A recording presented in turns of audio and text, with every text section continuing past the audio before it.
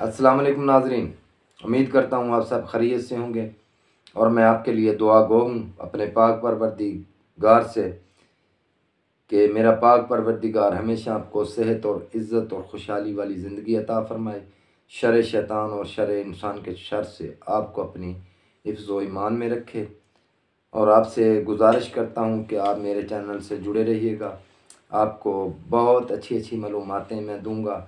आज भी जो मैं आपको मालूमात दूंगा ये अपने दोस्तों से लाइक और शेयर ज़रूर करिएगा ताकि लोगों को ज़्यादा से ज़्यादा आगाही हासिल हो सके।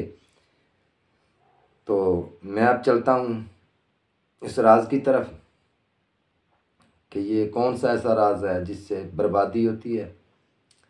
ये जो मोर हैं ये घरों में हरगज़ ना रखें, मोरों को हरगज़ घर में ना रखें।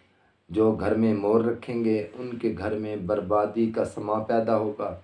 उनकी अगर बेटियों की मंगनी होगी तो वो टूट जाएगी, निकाह शादी होगी तो वो भी टूट जाएगी, बेटों का होगा तो वो भी टूट जाएगा और रिज़्क़ रोज़ी में भी तंगी आनी शुरू हो जाएगी।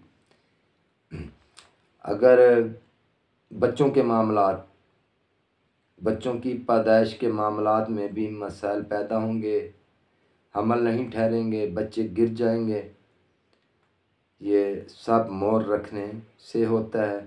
ये मोर जन्नत का जानवर है, लेकिन ये अबलीस शैतान को अपने परों में समाकर जन्नत के अंदर दाखिल हुआ है और इसने हज़रत आदम अलैहिस्सलाम को जन्नत से बाहर निकलवा दिया था। इसलिए मोर को अपने घर में हरगज़ ना रखें। अपने दोस्तों से लाइक और शेयर भी ज़रूर करिएगा, उनको भी ये आगाही ज़रूर दें। और अब दें मुझे इजाज़त, आइंदा नई मुलाकात से मिलूँगा। अल्लाह हाफ़िज़।